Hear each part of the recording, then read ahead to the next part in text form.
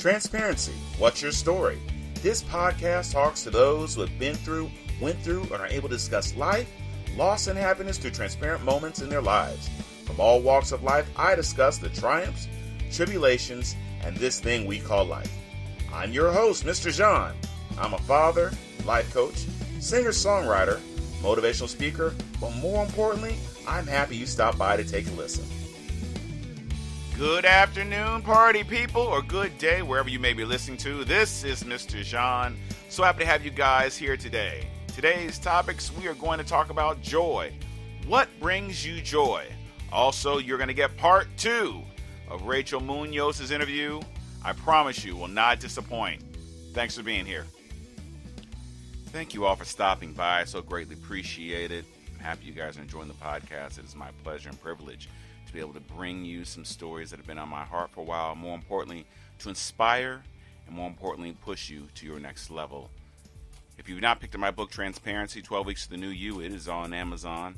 As well as, if you like interesting stories and articles about health, mental health, physical health, personal training, needing some extra oomph to get you through the day, stop by the AliveExperienceOnline.com.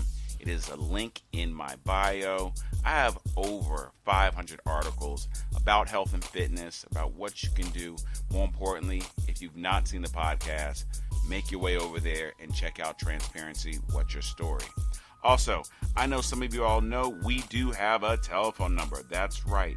If you want to call in and tell me your story, I would really love to hear it. That number is 818-660-5374. Again, 818-660-5374. Thank you guys for your time, and as always, be well.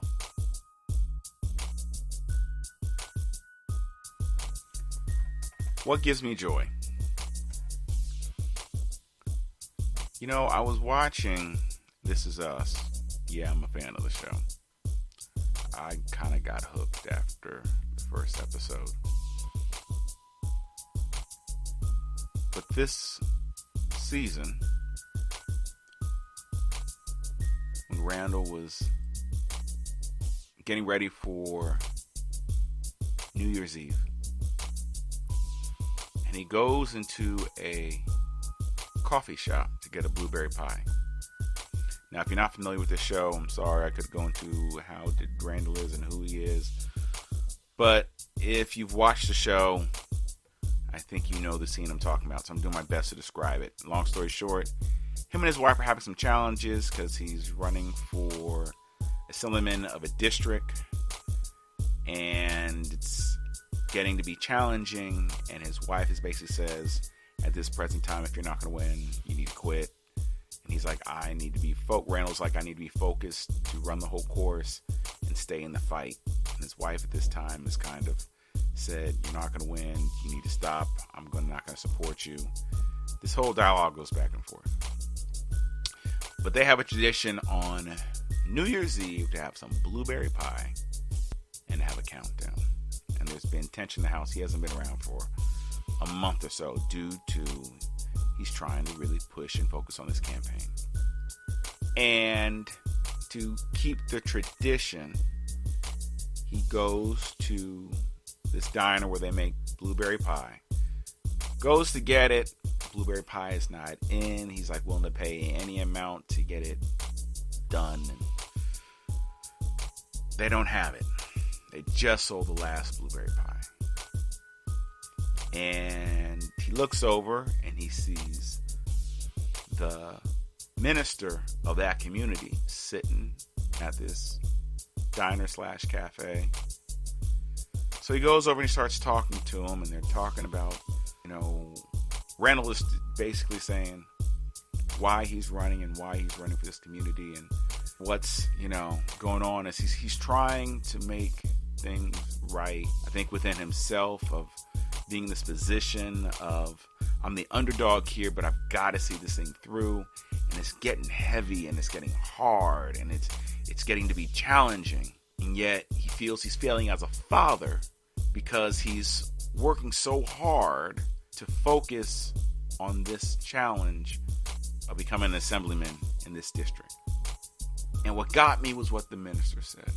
He said at the end of your life, when you're laying in bed with your pink blanket wrapped around you, your thoughts aren't going to be about the things you didn't accomplish, but you're going to think about the memories that you built with your family, the memories that you built with your friends. We all are trying to build something. We all are trying to find those joyous moments that make us smile when we look back.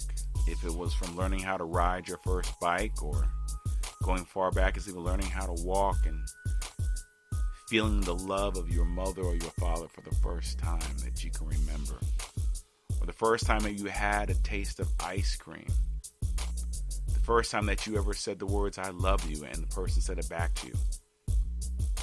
Maybe it was the first time that you set a goal and you actually completed it.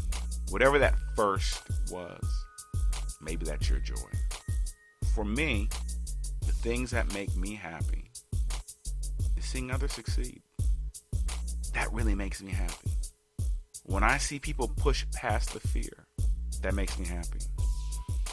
When I'm motivating people, that makes me happy. To be able to share the moments because I know they triumphed through a possible tribulation, that makes me happy. That brings me joy. When somebody in passing says, "Hey, thank you for those words of encouragement," that brings me joy. It brings me joy when, after motivating, I come home and see my family. That brings me joy. Accomplishing goals that I, too, have, pushing through fear. Because I have to admit, doing a podcast like this is scary. Every week that I get on this mic, it is like I'm jumping out of an airplane and hoping that my parachute opens. That brings me joy. If it can touch one person to know you are worth it. You, yes, you who's listening. You are worth it. And if what I'm speaking brings you joy and brings you happiness, or even if it makes you think to find the joy in your life, that brings me joy. So keep searching, keep striving, keep experiencing. More importantly, keep moving forward to the things that truly bring you joy. And if you're in a position to pass it forward, or pay it forward, or move that joy forward, do it. The Beatles wrote "All We Need Is Love." Stevie Wonder wrote "Love's in Need." Rob Bass and Easy Rock wrote "Joy and Pain Like Sunshine and Rain." Whatever brings you joy, enjoy the feeling.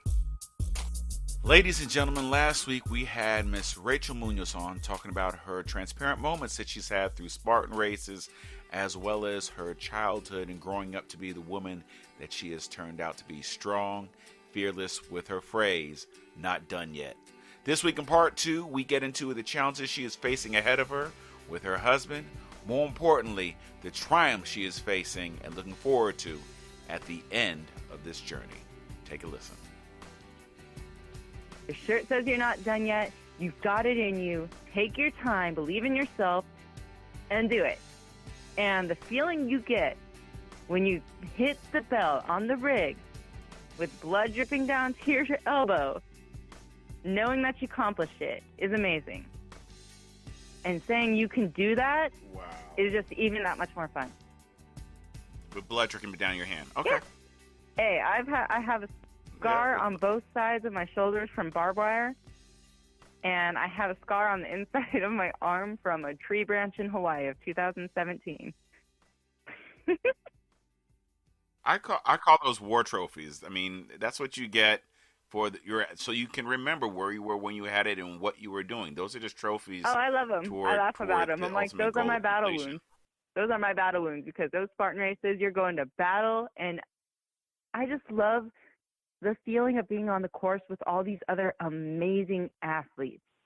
These people are tough. They train tough, and we all leave our stuff at that finish line. The minute we cross that line, you step on another field. All of your doubts and worries, all of your regular day life stays on the other side of that line. Once you cross that line, we're all there for one reason, for ourselves and to improve and get our own personal best.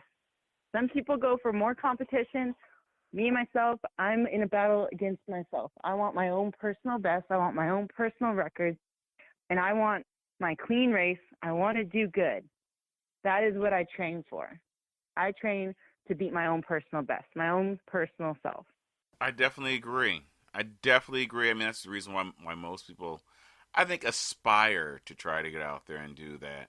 But something you had said, kind of, something you had said really sticks out. As you said, we all have these battle wounds, and I know for the past year or so, just with the family wise, you have been dealing with a great challenge, and you have been battling through it with family, and as you said, being a caretaker to your husband, who I also believe is a truly inspiring gentleman. But would you let me know the entire story as to what happened? So my husband and I, we have been together now for 12 years, married for 6, and it was last year in April, on April 21st. It was a typical normal day, Gene. We had our normal routine in the morning. I was getting ready for work, and he was going to go out with our daughter. He had gotten her this dune buggy that he rebuilt the engine on, and he wanted to take her out and have fun. So him and his friend were going to go play in the little area over by our house. It's not too far from our house, like maybe a mile and a half down the street in the dirt. And we said goodbye that morning. I gave him a kiss, gave him a hug. I told him to have fun, be careful, I'll see you later.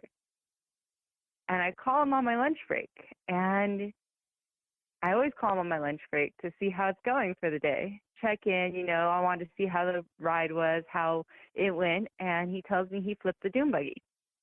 I'm like, you did what? My first reaction is, you did what? And he's like, I flipped the dune buggy. I'm like, are you effing kidding me? I was like, are you okay? Because I can't believe it. I'm like, registered, and he says he's fine. I was like, you sure? And he's like, yeah, I'm okay. My finger's a little messed up, but I'm okay. Well, he wasn't okay. When I talked to him on the phone, I was like, okay, well, you sound like you're a little out of it. Did you hit your head? And he said, yes. And I was like, okay, make sure you get a CT scan when you go to the hospital. Because I had asked him if he wanted me to leave work, but he had reassured me not to worry, that it was just his finger. You know how men are. They don't like to make mountains out of molehills. They try and keep that tough look going. They want us to think that they're fine, even when they're not. So his mom took him to the hospital, and it was there during the scan that they realized he broke his neck. So what had happened was he was riding around a Honda Odyssey, and those have no suspension on them. And he was in the dirt, and he hit a pothole just the right way, and it sent the back end over the front of the front end, just straight back, goes up in the air, and he falls right on his head. The roll cage collapsed. He took part of the impact to his head. Oh my God. I mean, he was wearing a helmet and he was wearing gloves, and it was in a split second. I mean, nobody knew what to think because he did everything you're not supposed to do. He unstrapped himself when he came to, because he blacked out right when he hit. He unstrapped himself. He fell down. He got up. He fell down again. He stood up again. He took his helmet off. He walked over to his friend's truck, and he told his friend, put a Band-Aid on it, bro, as he held up his finger because his finger's bleeding like crazy. I mean, wow. Just everything. My daughter was watching. His friend was recording. So I actually have a recording of this. And I'm just like, oh my gosh, okay. I was like, oh my God. And my daughter, she's in the background. Go, Dad. She thought he did a trick. Nobody registered how bad the damage was. They didn't catch it till they saw a CT scan. Because his mom even put him in her truck and four-wheeled it across the desert to the hospital. Okay. He didn't feel anything. I mean, he said once he started to walk into the hospital, into the ER, he kind of felt like his legs were trying to give out. Well, He broke his neck, and it was a C1 fracture in 2 places. He tells me the doctor came into the room. He was pale as a ghost, and he tells my husband, do not move. You broke your C1 in 2 places. You should be a quadriplegic or dead right now, but you're not. We need to figure out how to get you over to the AV hospital because we do not do trauma here, but you cannot move. So at that point, obviously, they call me and say, Rachel, it's go time. You need to come here now. He broke his neck. We need to get him over to the AV hospital. So I leave work. I'm crying, trying to hold my shit together because Spartan Race has taught me you got to stay strong. So I hold it together as best I can. I leave work. I call my best friend. I tell her, meet me at the house. Just meet me at the house. I'm not going to make it to the hospital. Meet me at the house. So then she takes me over to my mother-in-law's house, and we play swap. My sister-in-law takes me to the hospital while my best friend takes my daughter back to her house for the night because I didn't know how long it was going to be. Get to the hospital in time to ride in the ambulance, and that was the worst ride because he's just shaking back and forth in the ambulance. I'm like, oh, my God. So get to the hospital. They clean up his finger without giving him any medicine, so that's just horrible. I mean, that's your person. You don't want to see them in pain, and he's just in excruciating pain, and we can't give him any medicine until surgery, but they need to clean out his finger because it has dirt and whatnot in it. So, right. I mean, this man, my finger's a little messed up. The next day, they did surgery to reattach the tip of his finger. They wanted to amputate it, but they were able to reattach it. It took 2 hours to do that surgery. It took 1 hour to put the halo on. Wow. So wow. And do me a favor, so that they understand, because I've met your husband and he's really, really funny and incredible dude. But how tall and how much does he weigh? Like, because he's a giant compared to me. My husband is 6'4", and he weighs about 265. He is a tall man. Okay, so with this big halo device 6'4", on, he looks giant. No, he's 6'4", 260 pounds, and he's not at all chubby. Nope. So, and he's like the nicest. He's like a gentle giant. But can continue. I just want them so they can understand. He's a walking miracle. Yes, so he is. He's got got the halo on, and yeah, because I mean the doctors looked at him and like, what do you mean you walked in here? A C1 fracture, just so the audience understands. That is what Christopher Reeves did, and that's when he became a quadriplegic. When he fell off the horse, he broke a C1. Now my husband is a walking miracle. Honest to God, 2 more millimeters to the right, and it would have cracked the brainstem, and I would not have him here. My daughter would not have his dad, and I would not have my husband. He was that close. And it's one of those crazy accidents. It's actually quite funny when you talk to people who do motocross or play in dune buggies, play with all that stuff, because it's always that last ride, Gene. And that's what he did. He said, hold on a second, before we pack it up, man, I want to take her out for a ride and open her up and see what she can do. So he took the regulator off, because we always had a regulator on it for my daughter. He took the regulator off and wanted to see what it could do. And that last ride is what happened.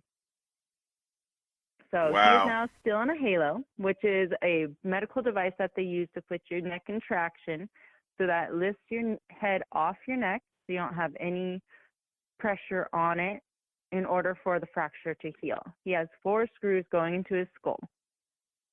He cannot really look down. Okay. He can't look to the side unless he turns his whole body. So, and when he first came home, he spent 2 weeks in the hospital. The first week was in ICU over at AV Hospital, which is 30 minutes from my house. And then the second week was down in Mission Hills, which is about a good hour and a half away from here.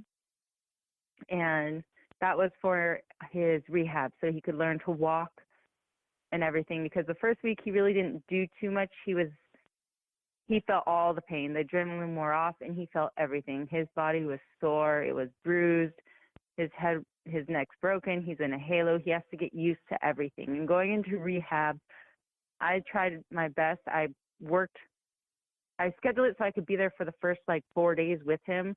And then, trying to juggle work and rehab with him. But I made sure I was there.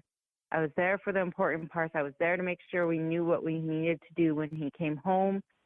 I made sure we had the walker, the wheelchair, the hospital bed. I made sure I made the bathroom, the shower and everything. I took the glass shower door off and put a pole that was extra tall to accumulate his height.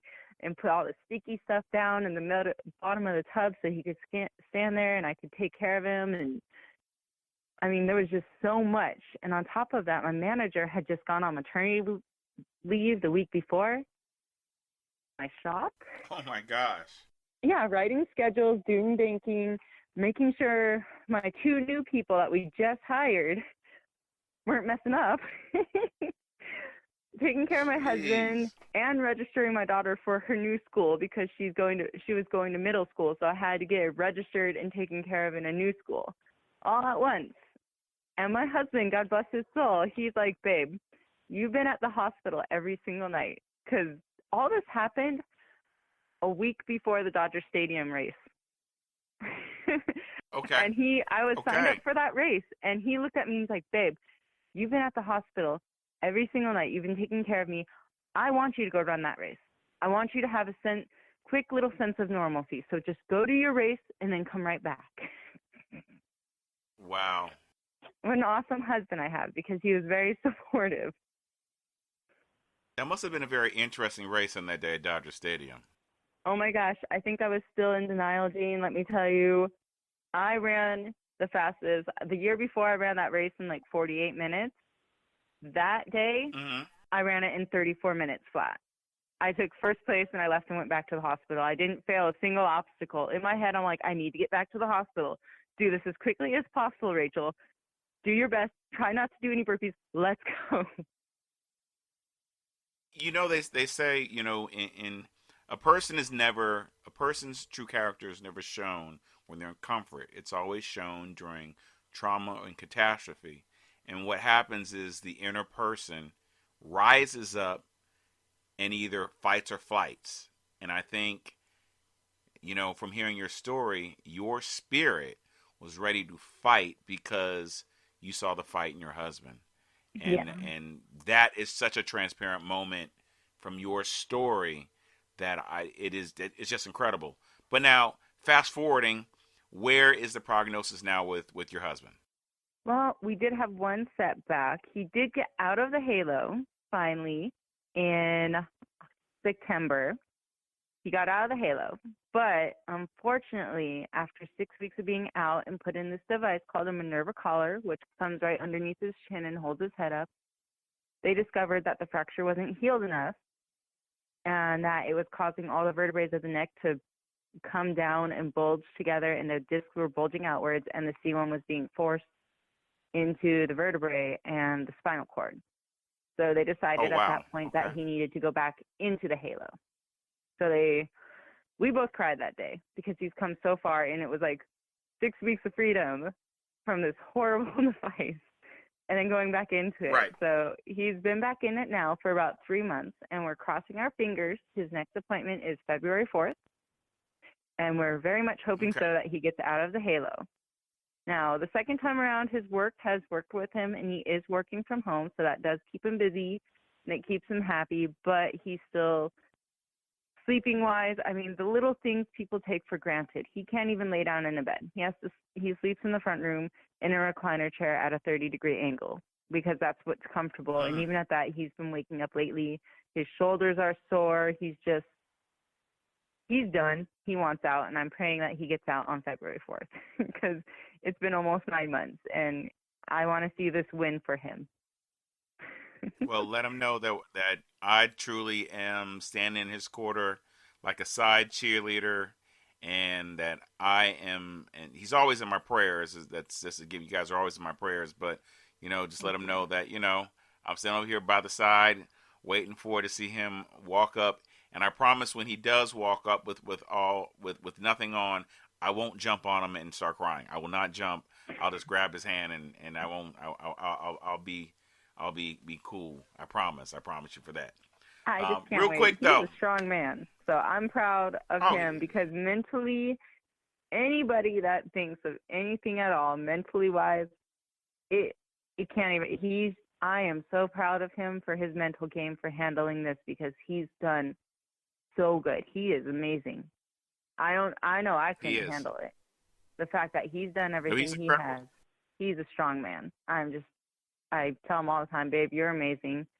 I can't even tell you how many times over and over and over again how amazing you are, because you've done so good at all of this. And we just like to tease each other playfully. That's a whole other conversation. Yes, not that way. Look, I like to tease them and tell them, "Hey, babe, the screws are no longer loose in your head. They're pretty damn tight from where I'm sitting." Funny.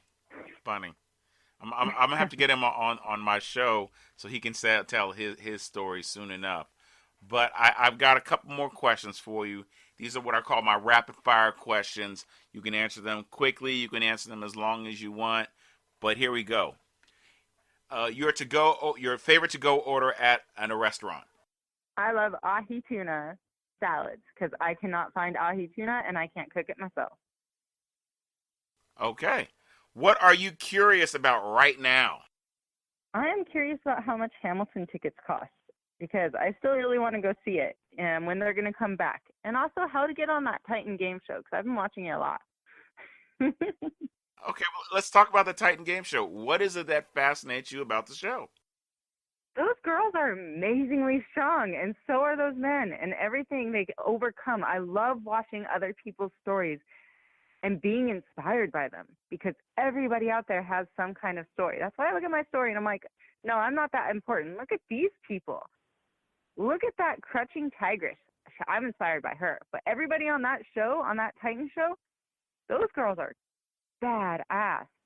I don't know if I can say ass, but they are badass. They are amazing women, and I want to be like them. I'm waiting for you to put your video together so that next season when they are filming, or the next time they hear it, and I'm going to put this out here right now, NBC, as I know you guys will be watching, you'll be listening to this podcast. We got a woman right here who's going to submit her tape that needs to be on your show, because she will truly motivate and probably be one of those ultimate Titans for NBC. But that's just my feeling. That's just my feeling. Real quick though, if you had to give up one thing, what would it be? If you couldn't give up one thing, what would it be? If I couldn't give anything up, ice cream. I live healthy eating lifestyle. I really do, Gene. But ice cream is my one thing I cannot give up. I tell my husband it's my booty gang. That is the one fattening thing you can see me eat. What's your flavor? Ooh, white chocolate raspberry truffle by Haagen-Dazs. Oh boy, I'm hearing the God. Sponsorship. Are you a hunter or a gatherer? Oh, I'm a hunter, because I'm a mom, and any other mom out there knows it. We will kill for our babies. Don't mess with the mama bear. Yes, you will. Don't mess with the mama bear. And right now, don't mess with my hubby, because what he can't do, I can. Okay.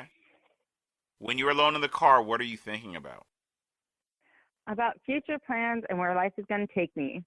What and how can I supply better for my family? And am I doing everything right to be the best mom that I can be? All right. And if you don't question yourself as a mom, then you're not the best mom. Every mom doubts themselves. That's normal. I think every parent questions themselves. We may never say it, but I believe every parent questions their parent skills, because all of us are afraid of failing one way or another, if we're doing something right, if we're doing something wrong, because there's no manual to this, and you're trying to do your best, and sometimes your best is just not enough. In our eyes, in the child's eyes, they're just like, they don't know different. But I think, as parents, we just, we are all out there sometimes flailing, trying to do the right thing. Yes, we are. But we will continue to fight for our kids, because they are the future. And we just want to make the best future possible and the brightest future possible by raising the best human beings that still have kindness and love and smart and just manners. Exactly. I don't see that anymore. Really? And it's scary. I don't see it as much anymore, and it's scary sometimes. You don't see manners in children, or you don't see manners in parents? In children, Jean, I am a hairstylist, and you would be shocked at the way these kids come in there and they speak to their parents and how their parents, it used to be when you take a child to get a haircut, the child is told to sit there, and then they interact with the stylist. That's how they get socialized. But now, the first thing they do, put the kid in their lap or put them by themselves and hand them the cell phone, and the kid stares at the cell phone the whole time. And if it freezes up on a video, they lose their cool. You are not lying. I'm like, what are you doing? What are you doing to these children? You're letting these internet videos teach them things instead of being their parent and teaching them. Quite true. It's just sad sometimes. We're losing touch with reality. I think we are. I definitely think we are. Which leads me to my next question. Since we're losing touch with reality, if you could be the new color of a crayon, what color would you be? Pink. Pink? Because pink's a fun color. I don't know. Pink brings you joy. I think everybody smiles when they see pink. And I want to bring the happiness and joy. So if I could be any crown color, it'd be pink. Because everybody would smile. Pink. And have some kind of joy. Even if it's just for that moment. For that moment. Mm-hmm. For that moment. Pink. Pink is the color. All right, last question, and then I will let you get back to your life. But if, after you hang up this phone, you go to the store, you come outside, you pick up a lottery ticket that was on the ground, and you have the winning numbers for $10 million, what would you do? Oh, I would do so much. I would invest in some companies, and on investing in companies, I would make sure I reach out to people who have dreams, and I would make their dreams come true, invest in them, which is investing in a company, watch some of that money grow. I would put my daughter through college, set her up a college fund for her, but not just her, for all of my close friends that have kids. They don't have to worry about paying for college. That's done. I believe children are the future. They need their education. Their college would be taken care of. I would open up a gym, and I would open up a hair salon, because those are two things I'm very passionate about. And I would donate to some charities, and I would just random acts of kindness every day, because people need to be reminded that there's still hope in this world. And I would travel definitely, and continue to do Spartan races and just pay off my house, pay off my car. But I don't need a fancy mansion. I don't need no fancy cars. I just want happiness and kindness to keep going around in this world, because it reminds us of who we are as people, and it's what separates us from the animals, is that we have a choice, and the choice is to just continue to be amazing human beings, help each other out, and show kindness and show compassion and camaraderie, which is what I see out there on those Spartan courses. The camaraderie, I see passion, I see everything, and that is why I love them, because they remind you of what it's like to just separate from the stupid cell phones and the internet and technology and all of that world, and just be a person with a purpose for even just a brief moment, or however long it takes you to complete that race. Because in life, we're not done, Jean. I'm not done yet. I'm going to keep going for it. Not done yet. You are truly not done yet. I can tell you thought about that question for a while there. That was you $10 million. You already had it planned out. You just disappear. It was like, boom, gone, planned out. Life is good. I have dreams. Life would be good, but I don't need a fancy mansion, because I tell my husband all the time, eventually the money would run out, possibly, and if it ever did, then you just have a big house that nobody can clean anymore because you can't afford a maid.